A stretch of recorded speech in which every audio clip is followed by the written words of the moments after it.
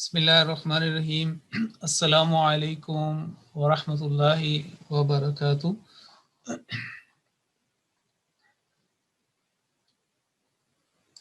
اللہ تعالیٰ کے فضل و کرم سے ہماری کلاس G8 کی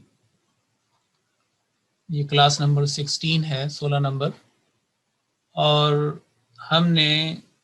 گزشتہ کلاسز میں 80 سوالات مکمل کیے تھے، اور آج سوال نمبر 81 ہے، 81، اور سوال یہ ہے کہ سورۃ ابراہیم آیت 2 کے الفاظ من الظلمات الی النور کے مطالعہ سے کون سے لغوی و معنوی نکات اخذ کیے جا سکتے ہیں؟ تو سب سے پہلے تو ہم قرآن مجید کے اوپر آتے ہیں۔ یہ دیکھیے، یہ ترجمۃ القرآن، جس میں ہم نے الناس تک کے الفاظ ہم نے سیکھ لیے تھے، ان کے بارے میں تفصیلی بات ہو گئی تھی، اور آج یہ 4 الفاظ ہمارے فوکس ہیں۔ من الظلمات الی النور، جیسا کہ میں نے یہ عرض کیا تھا کہ جو لفظ ریپیٹ ہوگا ہمارے اس سلیبس میں، یعنی سورۃ ابراہیم میں، اس کو یعنی ہم نہیں دہرائیں گے، کیونکہ اس کے بارے میں ہم نے تفصیلی بات کر لی ہے۔ تو ان جو من الظلمات الی النور، جس کا ترجمہ یہ ہے کہ اندھیروں سے نور کی طرف، جیسا کہ یہ ہائی لائٹ کیا گیا ہے ادھر لیفٹ کے اوپر، اس میں جو من ہے اور الہ ہے، اس کو ہم نے سیکھ لیا تھا۔ جیسے من ہے وہ ہم نے تعوذ سے سیکھ لیا تھا کہ من الشیطان الرجیم، اور الہ کے بارے میں اور الہ کے ساتھ جو مختلف ضمائر لگتی ہیں ان کا بھی ہم نے مشق کر لی تھی، تفصیلی اس کا بھی ذکر ہو گیا تھا، جیسے الیک لتخرج الناس۔ تو آج کی کلاس جو نسبتاً مختصر ہوگی،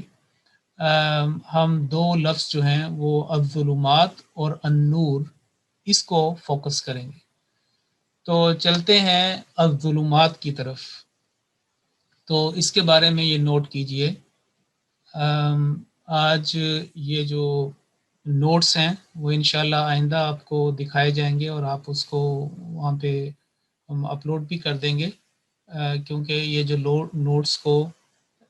عربی کو لکھنا اور اس کے اوپر حرکات لگانی، اعراب لگانے، اور اردو، اور پھر ساری، اس میں کافی وقت لگا، اور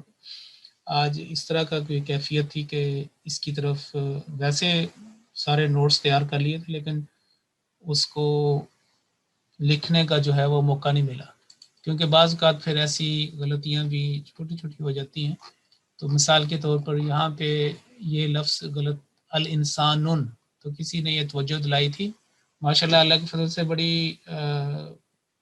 محنت کے ساتھ، بڑی توجہ کے ساتھ، شوق، اشتیاق اور کے ساتھ کلاس جو ہے اس میں شرکت ہو رہی ہے۔ تو یہ ایک ٹائپنگ کی غلطی، تو کیونکہ پڑھنا تو یہی چاہے گا کہ الانسانو، تو اب یہ دیکھیں کہ یہاں پہ چونکہ الف لام آیا تو یہ تنوین کی غلطی تھی، کہ تنوین یہاں پہ نہیں ہونا چاہیے تھا، تو یہ ٹائپنگ میں ایسے آتی، تو تب انشاءاللہ یہ ٹھیک کر لی جائے گی، لیکن بہرحال یہ الانسانو، اور اسی وجہ سے ابھی تک یہ ہم نے اس کو اپلوڈ نہیں کیا، تاکہ ایک دفعہ میں دیکھ لوں۔ تو یہ تنوین کی بجائے، کیونکہ جب الف لام ہو تو پھر تنوین نہیں آتی، اگر تنوین ہو تو الف لام نہیں ہو سکتے، دونوں اکٹھے نہیں آتے۔ تو ہم یہاں پہ کر رہے تھے کہ الظلمات، تو یہ نوٹ کیجئے کہ الظلمات جو ہے، جیسا کہ ترجمے میں یہ ظاہر کیا گیا ترجمہ میں کہ اندھیروں، تو اگر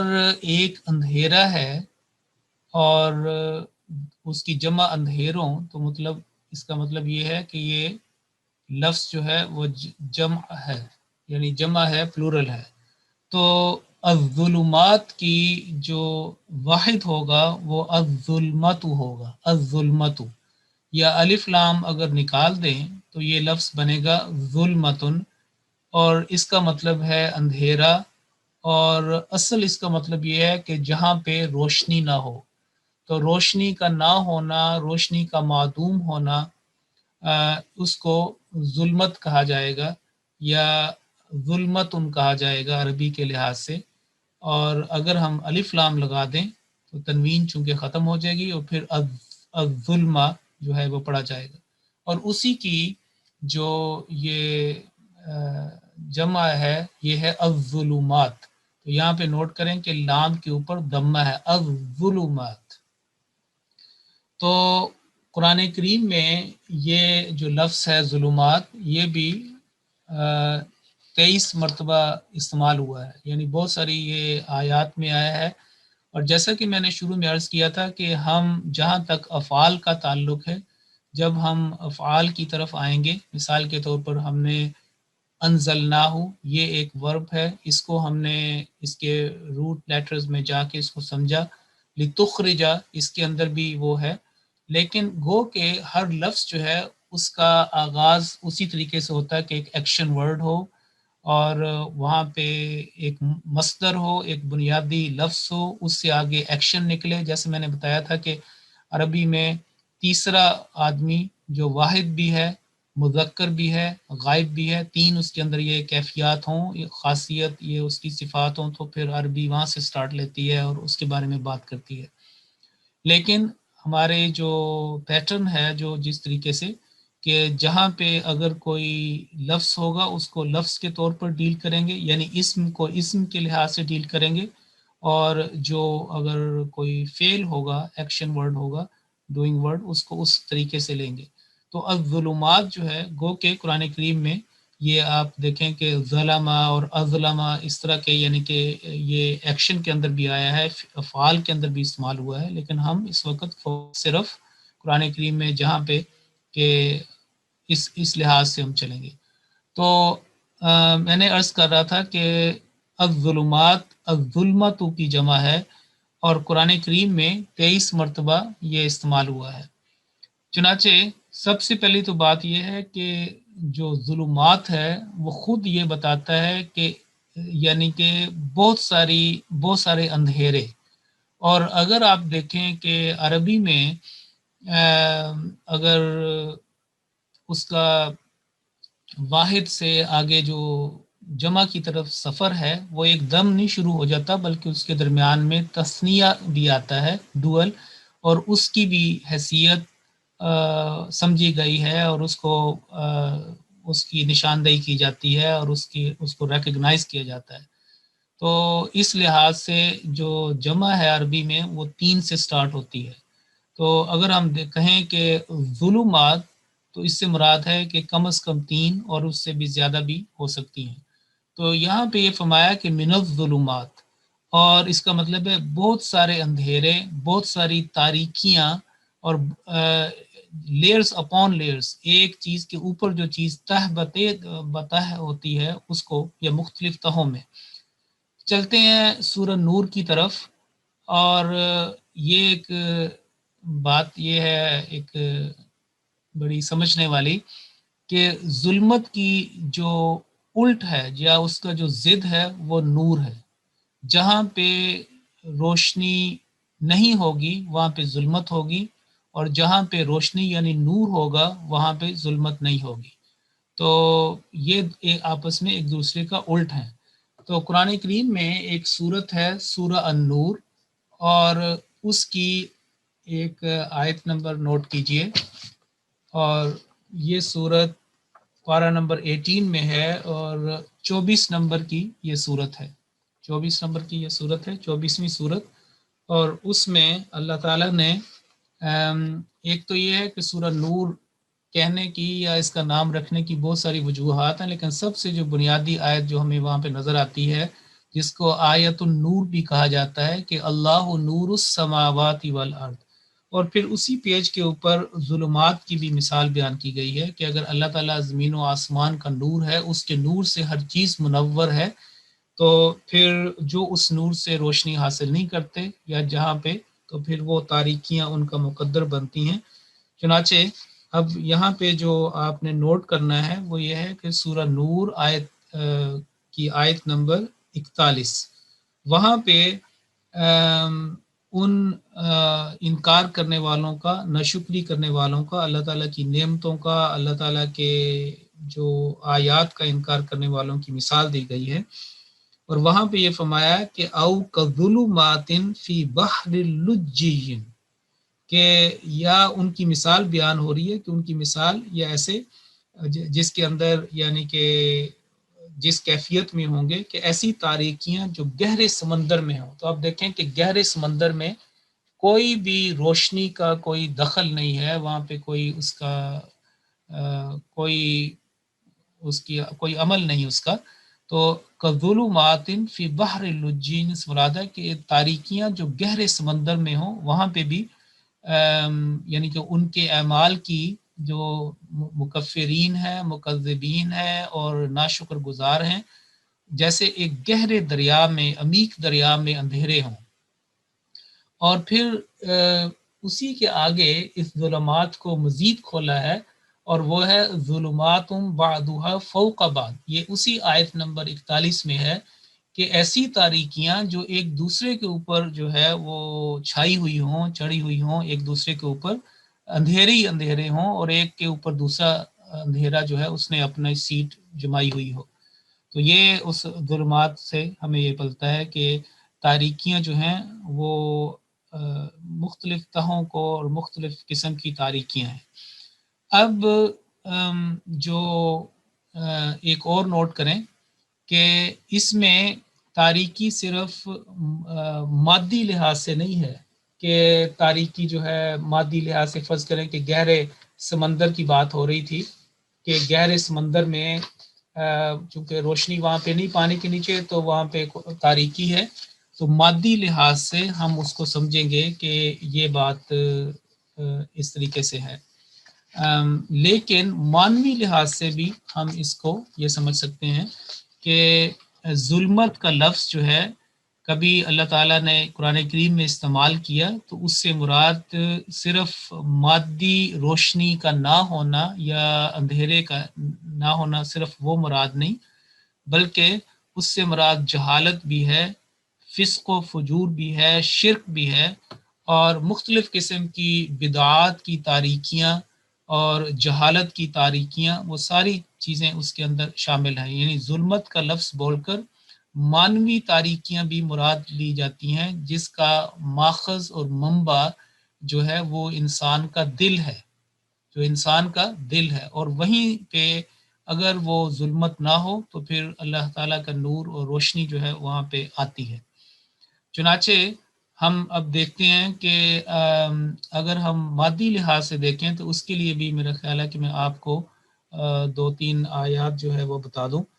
مثال کے طور پر کہ مادی اور معنوی ہر لحاظ سے اب ہم اگر چلیں سورہ انعام کی طرف، اور سورۃ الانعام جو پارہ نمبر 7 میں آپ کو ملے گی، اور سورہ انعام جو ہے وہ سورہ نمبر 6 نمبر کی سورت، اور اس کے الفاظ ہیں، آیت نمبر نوٹ کیجئے کہ 64 نمبر کی آیت ہے۔ فرمایا کہ قل من ینجیکم، تم اعلان کر دو، بتا دو، کہہ دو، من ینجیکم من ظلمات البر والبحر، کون ہے جو تمہیں خشکی اور بری، یعنی کہ البر، ظلمات البر والبحر، اس سے تمہیں نجات عطا کرتا ہے؟ کون ہے جو تمہیں خشکی اور تری کی مختلف قسم کی ظلمات سے نجات عطا کرتا ہے؟ اور اس کا ترجمہ صغیر میں دیکھتے ہیں کہ کیا فرمایا گیا ہے یہاں پہ۔ جی ہاں جی، یہاں پہ ظلمات وہی تاریکیاں، مصیبتیں بھی اس میں آ گیا کہ تو ان سے کہہ دے کہ تمہیں خشکی اور تری کی مصیبتوں سے کون بچاتا ہے. تو مانوی لحاظ سے کہ اگر تاریکی ہے تو اس کے ساتھ پھر مصائب بھی ہیں. اور پھر یہ بھی فرمایا کہ امن یہدیکم فی ظلمات البر والبحر، کہ کون تمہیں خشکی اور تری کی مصیبتوں میں یا ان تاریکیوں میں تمہیں ہدایت دیتا ہے. تو اب یہاں پہ جو لفظ یہ تھے کہ من الظلمات الی النور، کہ اندھیروں سے نور کی طرف.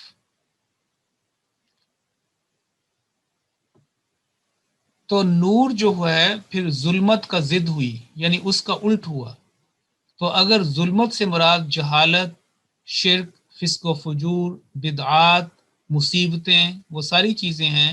تو نور کو مطلب ہم پھر یہ لیں گے کہ اس سے مراد ایمان ہے، اس سے مراد اللہ تعالیٰ کی معرفت ہے، اس کا علم ہے، اور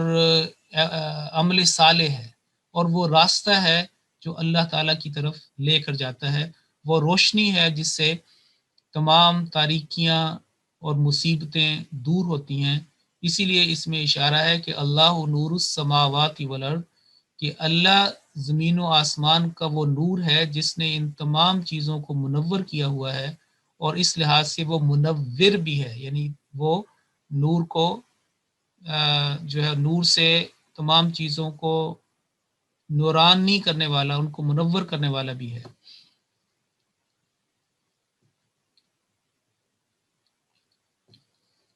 اب اگر ہم اس کو دیکھیں کہ الظلمات جو ہے وہ قرآن کریم میں جیسے میں نے بتایا کہ 23 مرتبہ استعمال ہوا ہے. تو سب سے پہلے ہمیں اس کی مثال جو ہے وہ سورۃ البقرہ میں مل جاتی ہے، یعنی کہ دوسرے رکوع میں، جہاں پہ یہ فرمایا کہ ذہب اللہ بنورہم وترکہم فی ظلمات لا یبصرون. اور یہ آیت نمبر 18 ہے، یعنی جو 17 آیات ہے سورۃ البقرہ کی مشہور، اس سے اگلی یہ والی آیت ہے. پھر آیت نمبر 20 میں اسی کو کہ او کصیب من السماء فیہ ظلمات ورعد وبرق، یہ بھی اس میں بیان کیا گیا ہے. پھر آیت الکرسی جو بڑی مشہور ہے، اور آیت 256 سورۃ البقرہ، اسی رکوع میں اللہ تعالیٰ نے یہ بات اپنی طرف منسوب کی ہے کہ اللہ تعالیٰ ان لوگوں کا ولی ہے، دوست ہے، جو اس پر ایمان لے کے آئے، ایمان والوں کا وہ دوست ہے. یخرجہم من الظلمات الی النور، کہ وہ ان کو ظلمات سے، اندھیروں سے، تاریکیوں سے، مادی تاریکیوں سے، مانوی تاریکیوں سے، ہر قسم کی مصیبتوں سے وہ ان کو نجات دلا کر نور کی طرف ان کو نکالنے والا ہے. اور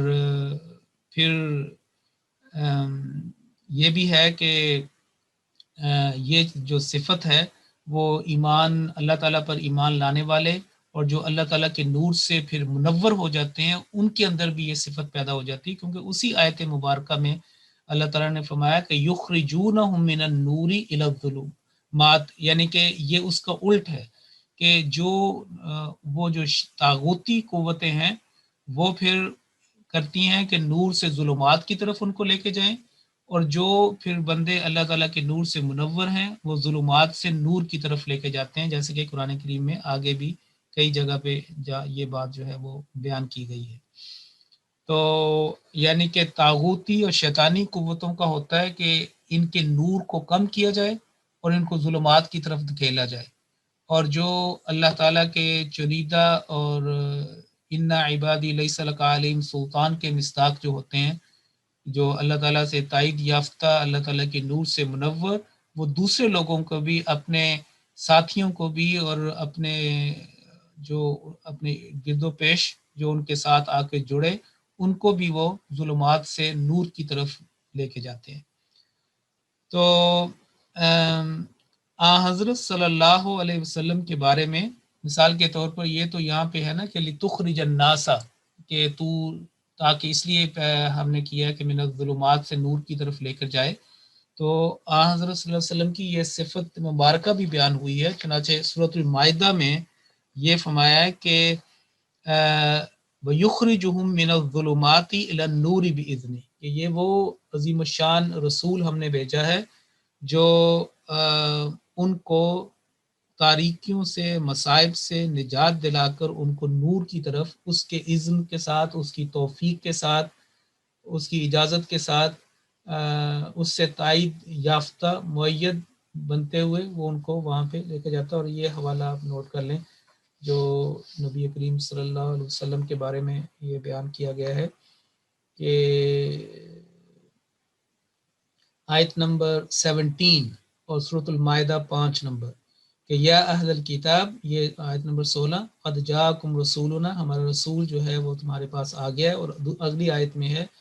کہ یہدی بہ اللہ من اتبع رضوانہ سبل السلام ویخرجہم من الظلمات الی النور باذنہ ویہدیہم الی صراط مستقیم۔ تو اس میں یہاں پہ ایک بات سمجھنے والی یہ ہے کہ یہاں پہ حضرت موسیٰ علیہ السلام کو یہ کہا گیا ہے کہ وَلَقَدْ أَرْسَلْنَا مُوسَىٰ بِآيَاتِنَا أَنْ أَخْرِجْ قَوْمَكَ مِنَ الظُّلُمَاتِ إِلَى النُّورِ، کہ ہم نے موسیٰ پر اپنے نشانات کو، اپنی آیات کو بھیجیں اور ان کو یہ ان کو حکم دیا کہ اپنی قوم کو ظلمات سے نور کی طرف لے کر آئیں۔ لیکن نبی کریم صلی اللہ علیہ وسلم کے اوپر کتاب اتارنے کا جو تھا وہ یہ اس کی وجہ بتائی، اور دوسری جو میں نے سورۃ المائدہ کی اس میں آپ کی یہ صفت بتائی کہ آپ کو حکم نہیں بلکہ آپ اللہ تعالیٰ کے اذن سے یہ کام بخوبی جو ہے وہ کر رہے ہیں۔ تو ایک لحاظ سے آن وسلم کی فضیلت بھی اس حساب سے ہمیں ملتی ہے کہ اس آیت جو آیت نمبر 6 اور یہ والی آیت نمبر 2 سورۃ ابراہیم کی اور جو سورۃ مائدہ کی میں نے آپ کو لکھائی ہے۔ پھر آپ دیکھیں کہ جیسے ابھی بات ہو رہی تھی کہ جو ظلمات کا جو الٹ ہے وہ نور ہے، اس کے لیے یہ آیت بہت اچھی ہے آپ کے سمجھنے والی، جو سورہ نمبر 13 سورۃ رعد ہے، یعنی یہ سورۃ رعد جو ہے اس کے پچھلی جو آیت ہے اس میں یہ بات بیان کی گئی ہے آیت نمبر 17 میں۔ تو آیت نمبر 17 میں چلتے ہیں، یہ والے آیت نمبر 17 یہ دیکھیں یہاں پہ فرمایا کہ ام حل تستوی الظلمات والنور، کیا اندھیرا اور نور برابر ہو سکتے ہیں؟ دو بالکل اپوزٹ کا نام ہے۔ جیسے یہ فرمایا اوپر قل هل يستوي الاعمى والبصیر، ایک دیکھنے والا، ایک اندھا سائٹ لیس پرسن اور ایک سینگ دیکھنے والا برابر ہو سکتے ہیں؟ دو اینڈ ہیں، یعنی کہ یہ دو کناروں پہ بیٹھے ہوئے لوگ۔ اسی طرح الظلمات کو والنور، یہ اس کا بتایا۔ اب یہاں پہ یہ ایک انٹرسٹنگ بات یہ ہے، چلیں اس سے میں ابھی بتاتا ہوں آپ کو۔ الظلمات کا اگر ہم وہ دیکھیں جہاں پہ وہ خوبصورت ہمیں بہت ہی پرفیکٹ کمپیکٹ ہمیں وہ دعا ملتی ہے کہ لا الہ الا انت سبحانک انی کنت من الظالمین، اس سے پہلے کے الفاظ بھی حضرت یونس کے بارے میں بتایا گیا کہ فنادا فی الظلمات، کہ انہوں نے اندھیروں میں، مختلف قسم کے اندھیروں میں، یعنی کہ ایک تو اس کے کئی جو معنی جو ہے وہ بیان کی گئے، لیکن وہاں پہ بھی یہ لفظ ہمیں ظلمات ملتا ہے کہ جب وہ ان کو مچھلی نے اپنے آغوش میں لے لیا تھا اور وہ اس ظلمات میں تھے،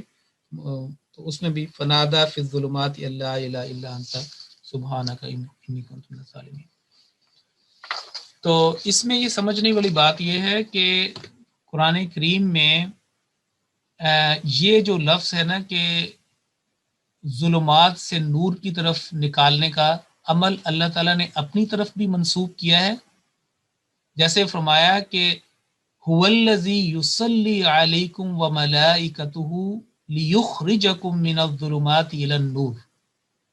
یہ سورۃ الاحزاب کی آیت نمبر 44 ہے، 44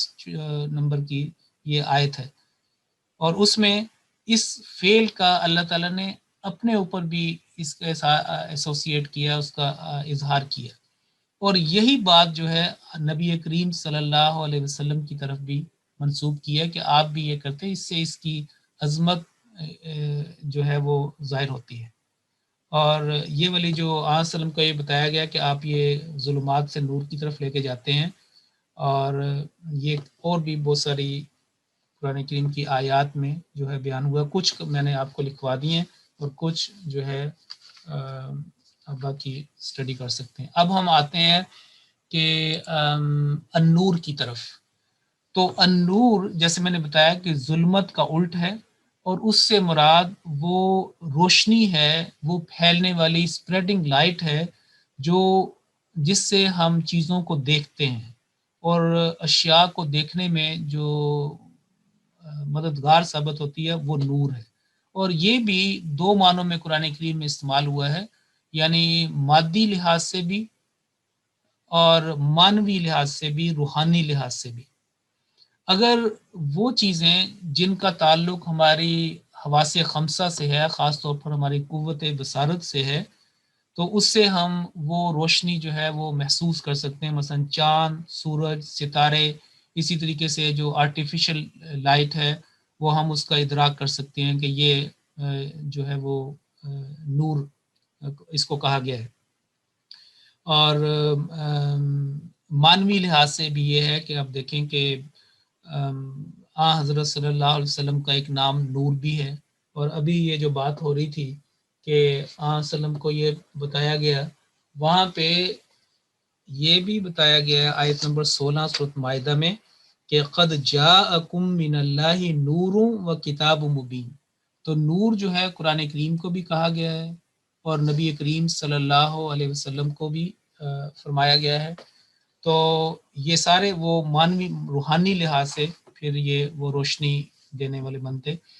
کہ یہ جو فرمایا کہ قد جاءکم من اللہ نور و کتاب مبین، اس سے مراد کہ تمہاری طرف خدا کی طرف سے نور اور روشن کتاب جو ہے وہ آ گئی ہے۔ پھر دیکھیں کہ اللہ تعالیٰ جس کو تاریکیوں سے نکالنا چاہتا ہے معنوی لحاظ سے، اور اس کو روحانی لحاظ سے رفتیں عطا کرنا چاہتا ہے، اور اس کے لیے بھی یہ لفظ نور استعمال ہوا ہے، جیسا کہ سورۃ الاعراف میں کہ وجعلنا لہ نورا یمشی بہ فی الناس، کہ ہم نے اس کے لیے ایک ایسی روشنی، ایک ایسا نور بنا دیا جس کے ذریعے سے وہ لوگوں میں جو ہے وہ چلتا ہے۔ اور بتایا کہ وہ آدمی ایسے انسان کی طرح نہیں ہو سکتا جو ظلمات میں ہو، اندھیرے میں ہو اور اس سے نکلنے والا ہو۔ اور یہ آیت نمبر 123 اس کی بھی آپ لے لیں، یہ بھی بہت اچھی اس کو سمجھنے کے لیے ہے کہ معنوی لحاظ سے، روحانی لحاظ سے کیسے بیان کیا گیا، اور 8ویں پارے میں ہمیں یہ ملے گی۔ اور سورۃ الانعام بالکل وہی سورت، اور یہ والی یہاں پہ آیت نمبر 123 اومن کان میتن فاحییناہ وجعلنا لہ نورا یمشی بہ فی الناس کمن مثلہ فی الظلمات لیس بخارج منہا۔ تو دو آدمیوں کی مثال دی ہے، ایک وہ جس کو اللہ تعالیٰ نے اپنی جناب سے نور عطا کیا، روشنی عطا کی، روحانی بصیرت عطا کی، جس کے ذریعے سے وہ لوگوں میں چلتا پھرتا، اس کا معاملات، اس کا تعامل اس کے ذریعے سے ہے۔ وہ اگر اس کو چونکہ نور اللہ کی طرف سے ملا ہے، پھر اس کے ساتھ جڑنے والے وہ بھی پھر ظلمات سے نور کی طرف جاتے ہیں۔ اور اس کے جو مثال کمپیریزن کیا گیا ہے ایک ایسے شخص کی طرف جو ظلمات میں ہو اور پھر وہاں سے پھر وہ نکلے نہیں، اور نکلنے کے لیے تیار بھی نہ ہو اور وہ بات بھی نہ مانے، تو اس کا بھی یہاں پہ ذکر کیا گیا ہے۔ پھر آپ دیکھیں کہ نور علی نور، جیسے یہ فرمایا کہ سورت، یہ بھی میرے خیال ہم آخر میں یہ کرتے ہیں کہ نور سے مراد ہدایت بھی ہے، اللہ تعالیٰ کی ہدایت اور اعمال صالحہ اور تمام اللہ تعالیٰ کی نعمتیں اور برکات۔ مثال کے طور پر یہ جو ہے کہ افمن شرح اللہ صدرہ للاسلام، کہ اللہ تعالیٰ اپنی جناب سے، یہ ہمیں ملے گی 23ویں پارے میں، 23ویں پارے میں سورہ زمر کی آیت مبارکہ ہے، آیت نمبر 23 افمن شرح اللہ صدرہ للاسلام فہو علی نور من ربہ، کہ جس کے سینے کو اللہ تعالیٰ نے اسلام کے لیے وسیع کر دیا ہو، کشادہ کر دیا ہو، اور وہ اپنے رب کی طرف سے نور کے اوپر قائم ہو، نور سے نور یافتہ ہو، منور ہو۔ اور اس کے بعد پھر آگے اس کا ذکر بھی آگے آتا ہے کہ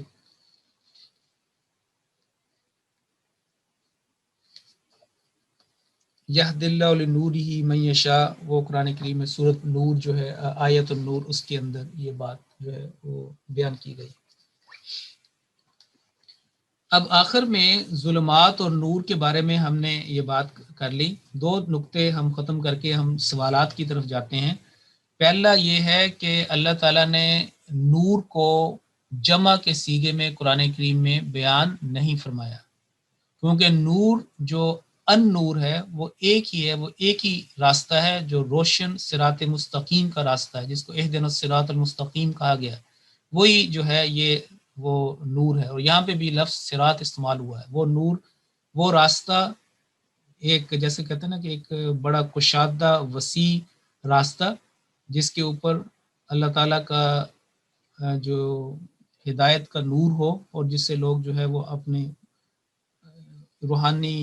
منزلوں کی طرف آگے بڑھیں۔ اور ظلمات جو ہیں کئی قسم کی تاریکیاں ہوتی ہیں، کیونکہ انسان بہت ساری جہالتیں اپنے اندر رکھتا ہے۔ بدعات کی جو ہے وہ تاریکیاں ہیں، مختلف قسم کے جو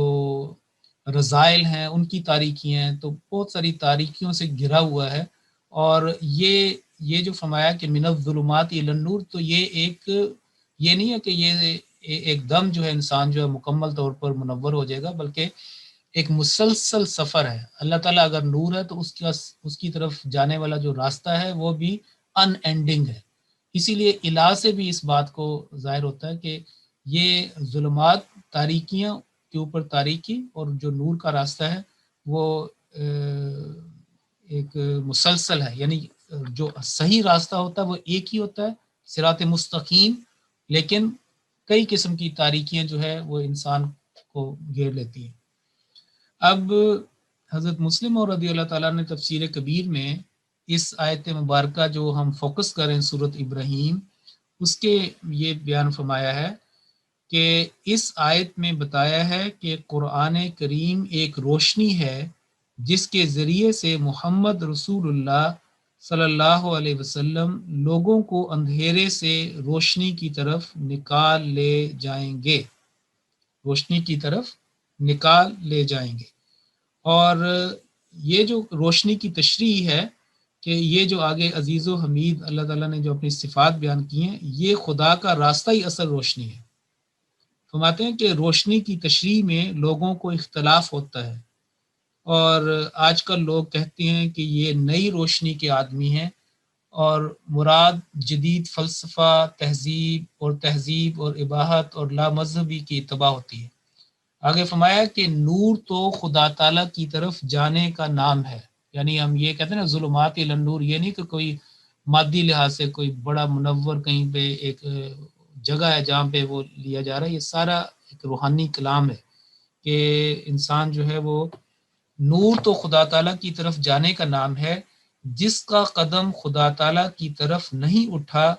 اسے نور کو حاصل کرنے والا کسی صورت میں نہیں کہہ سکتے۔ نور کو وہی پاتا ہے جو اللہ تعالیٰ کی طرف قدم بڑھاتا ہے۔ اور پھر آگے انشاءاللہ ہم اس کو مزید آگے بیان کریں گے۔ تو یہاں پہ اس وقت یہاں تک ہم نے مکمل کر لیا، اور آگے اگلی جو کلاس ہے اس میں ہم اگلا حصہ مکمل کریں گے کہ بِإِذْنِ رَبِّهِمْ إِلَىٰ صِرَاطِ الْعَزِيزِ الْحَمِيدِ۔ یہ جلدی بھی ہو جائے گا کیونکہ زیادہ تر افعال میں وقت زیادہ لگتا ہے، باقی انشاءاللہ اس کے اوپر ہم بات کریں گے۔ اب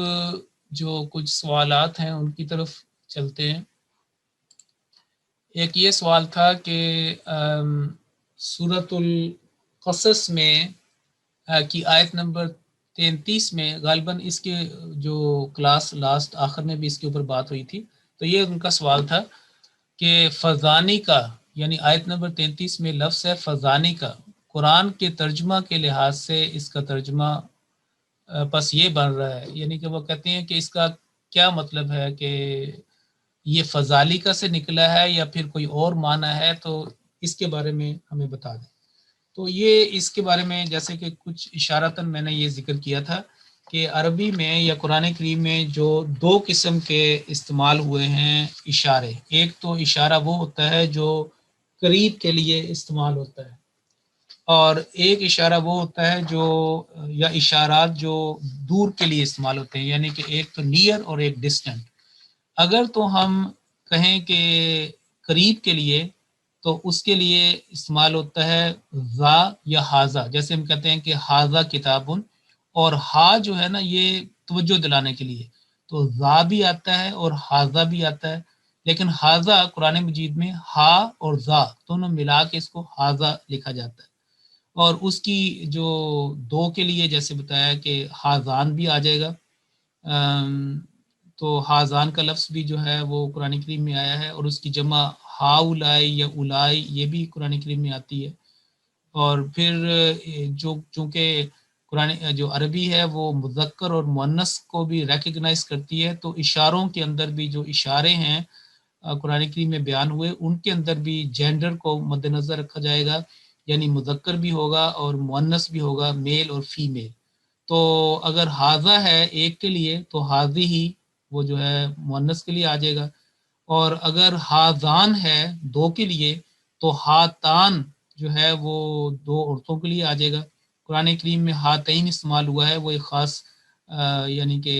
اس کی چونکہ پوزیشن بدل گئی تھی اس لفظ کی، تو وہ پھر اس کو اس طریقے سے استعمال ہوا ہے۔ تو حاذان حاذین بھی ہو سکتا ہے، ہاتان ہاتین بھی ہو سکتا ہے، اور پھر ہاؤلائی وہ اس میں مذکر مؤنث جو ہیں وہ مشترک ہوتے ہیں ان کے لیے۔ تو باقی جو اب اگلے چلتے ہیں کہ دور کے لیے جو اسماء اشارہ قرآن کریم میں استعمال ہوئے ہیں، جس کی طرف دور والی چیزوں کے لیے استعمال ہوتا ہے،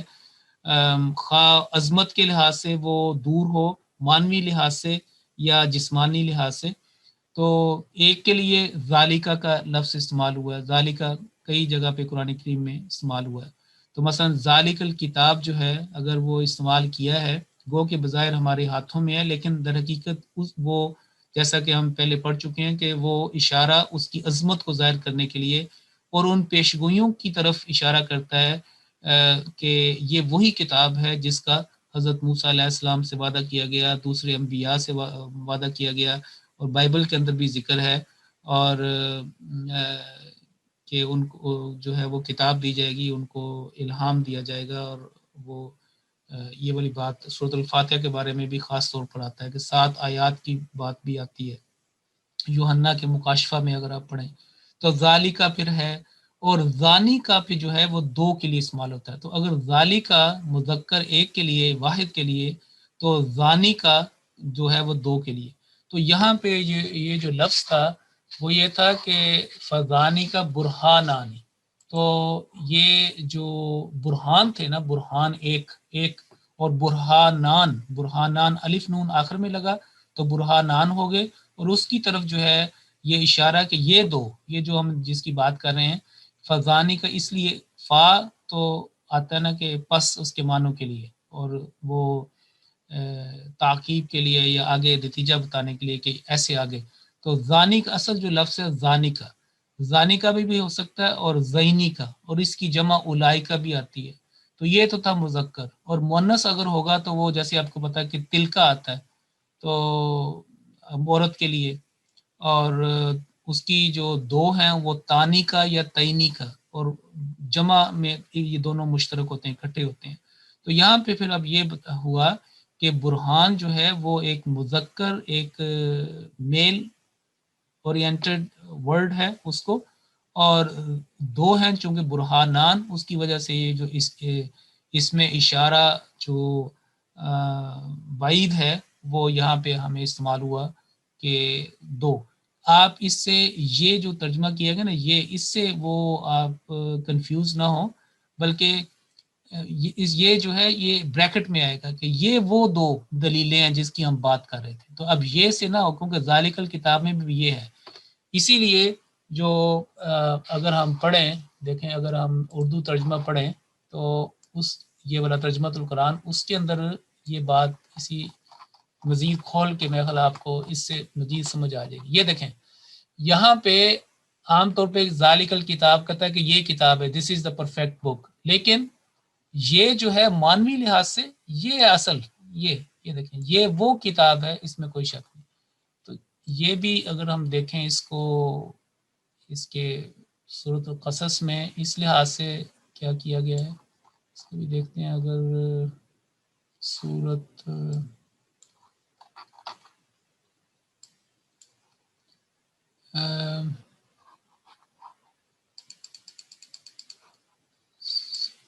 قصص میں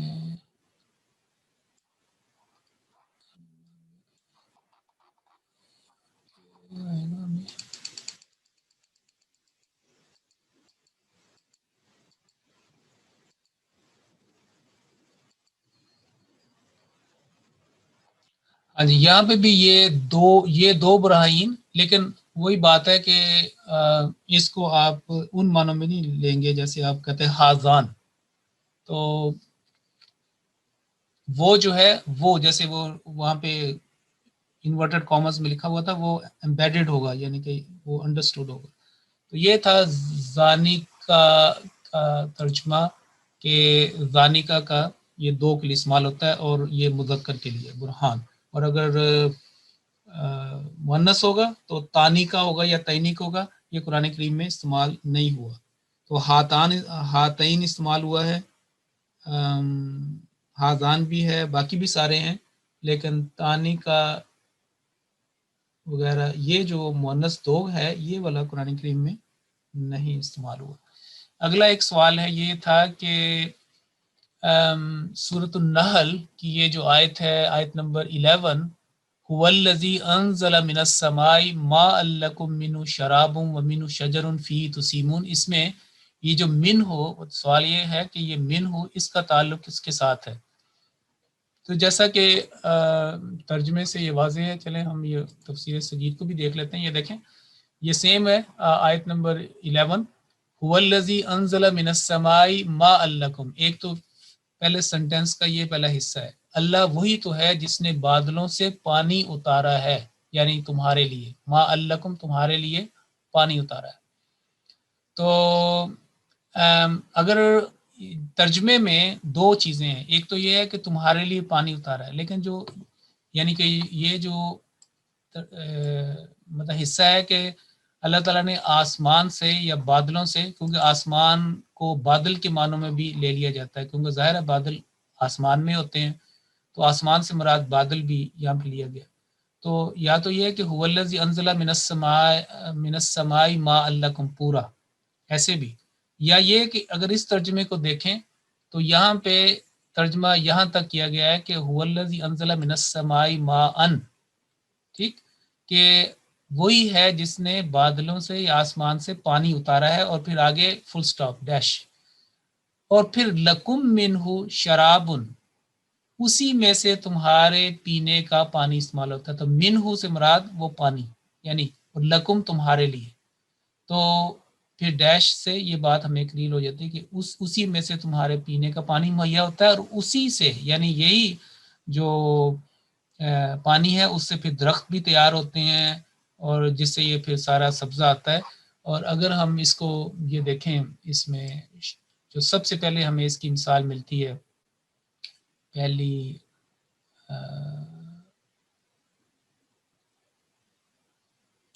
اس کے اندر یہ والی سورہ البقرہ میں، یہ دیکھیں یہاں پہ آئے گا کہ یہ دیکھیں وَأَنزَلَ مِنَ السَّمَاءِ مَاءً، اور بادلوں سے پانی اتارا ہے، فَأَخْرَجَ بِهِ، اب بِهِ جو ہے یہ بِہا نہیں ہے، پھر اس پانی کے ذریعے تو مراد ہے کہ ماءً یہ سنگلر ایک اور مذکر یعنی میل ورڈ استعمال ہوا ہے مذکر کے معنوں میں، فاخرج بہی، اور اگر یہ دوسرا ہوتا تو بہا آنا تھا، تو یہ بالکل کلیئر ہو گیا کہ بادلوں سے پانی اتارا ہے، پھر اسی پانی، یہ دیکھو بریکٹ میں بھی لکھا ہوا، اسی پانی کے ذریعے سے، کیونکہ بہی سے پتہ چلتا ہے، اسی پانی کے ذریعے سے میووں کی قسم کا رزق تمہارے لیے نکالا ہے۔ تو پھر یہ سوال آپ کا جو ہے یہ مکمل ہو گیا کہ منہ سے مراد یہ دونوں جو آتے ہیں کہ لکم منہ شرابن، اسی پانی میں سے تمہارے لیے پینے کی چیز، ومنہ، اسی پانی سے جو ہے وہ پھر یہ درخت بنتے ہیں، یہ سبزہ آتا ہے، وہ ساری جو نباتات، اور وہ تاکہ اس سے پھر جانور جو ہے وہ استفادہ کریں، ان کے خوراک کا سامان ہو، اور آگے سارا کام. تو یہ تھے سوال جو اس میں ہمیں موصول ہوئے 20 اور 21. تو اب تھوڑا سا وقت رہ گیا، آج کچھ سوالات اگر ہیں ابھی تو کر لیتے ہیں، نہیں تو پھر انشاءاللہ ٹیوزڈے کو آگے پھر چلیں گے. جی السلام علیکم ورحمۃ اللہ وبرکاتہ. جی وعلیکم السلام. انصر احمد صاحبہ، پلیز انمیوٹ یور مائک. وہ کریں جو ٹھیک ہے. ایسا کوئی ہے نہیں حفیظ صاحب ابھی نا. اچھا صحیح.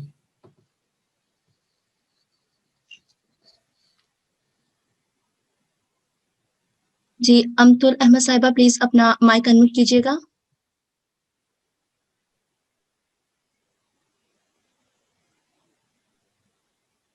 I am unmuting myself لیکن I am muted again. اب ٹھیک ہے میرا خیال ہے. السلام علیکم ورحمۃ اللہ. حافظ صاحب. وعلیکم السلام ورحمۃ اللہ وبرکاتہ. جی حافظ صاحب، یہ سوال میں نے پوچھا تھا صبح نحل والا کہ منہو کس کے متعلقان ہیں. تو اس کا مطلب ہے کہ جار مجرور متعلقان جو ہوتے ہیں وہ اسم کے متعلقان ہو سکتے ہیں، کیونکہ معن ایک اسم ہے اور اسم نکرہ ہے. بالکل جی بالکل اسی کی طرف یہ اشارہ کر رہے جی ہیں. جی. تو اسی طرح ایک سورۃ نساء کی آیت ہے جس میں قرآن کے بارے میں ہے کہ یہ قرآن اگر کسی اور کی طرف سے اتارا جاتا تو اس میں تم بہت زیادہ ڈسکریپنسیز دیکھتے. اس طرح کی آیت اختلاف جو ہے. دیکھتے ہیں. جی اختلاف تو دیکھتے ہیں. اس میں جب کارپس پہ دیکھا تو اس میں انہوں نے ایک ناؤن محذوف رکھا ہوا ہے جس کی طرف انہوں نے کہا کہ متعلقان جاتے ہیں جار مجرور. من غیر عند اللہ، من غیر عند اللہ سارے مضاف مضاف الیہ اور من کے ساتھ مل کر جار مجرور بنتا ہے، اور وہ اس کو متعلق بنایا ہے ایک محذوف ناؤن کے ساتھ. تو وہ میں یہ سوچ رہی تھی کہ وہ محذوف جو ہے وہ قرآن ہی ہو سکتا ہے، کیونکہ اگر وہ اتارا جائے تو اس کا آپ تھوڑا سا بتا سکتے ہیں؟ اگر نہیں تو میں یہ کوشچن اگلی دفعہ بتا سکتے ہیں. نہیں تو نہیں، یہ تو بات کلیئر جی ہے. آپ آیت نمبر 83 کی بات کر رہی ہیں، سورۃ نساء جی چیپٹر 4 ورس نمبر 83. تو اس میں تو جی یہ ہے جی نا کہ وَلَوْ كَانَ مِنْ عِنْدِ غَيْرِ اللَّهِ لَوَجَدُوا فِيهِ اخْتِلَافًا. اسی قرآن کے بارے میں بات ہو رہی ہے کہ اگر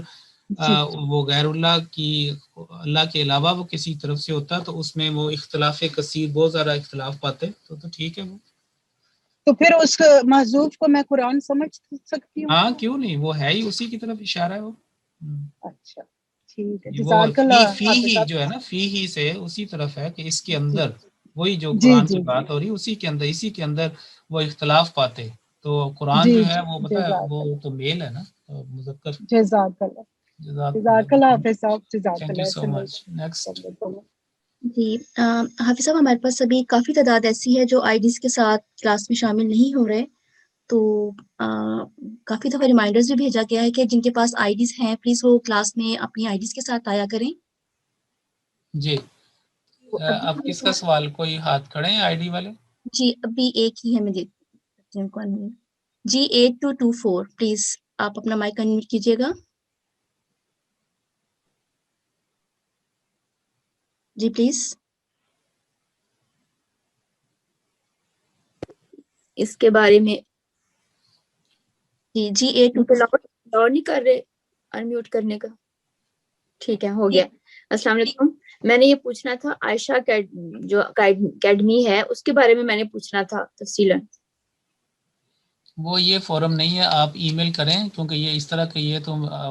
اس لیے آپ کو موقع دیا جاتا ہے کہ جو کلاس سے متعلقہ جو فوکس ہے اس کی طرف کریں نا. یہ یہاں پہ اس طرح کے تو نہیں سوال کر سکتے آپ. جی ٹھیک ہے، جزاک اللہ. جی 8274 پلیز آپ اپنا مائک انمیوٹ کیجیے گا.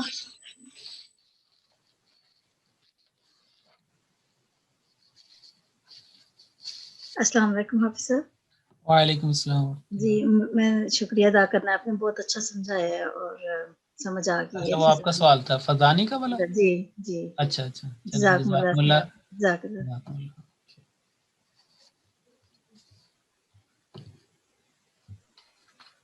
چلیں پھر آج میں پہلے جلدی 8-9 منٹ پہلے چھٹی کر لیتے ہیں، کیونکہ اگر سوالات نہیں ہیں تو ٹھیک ہے. پھر جزاکم اللہ. السلام علیکم ورحمۃ اللہ وبرکاتہ.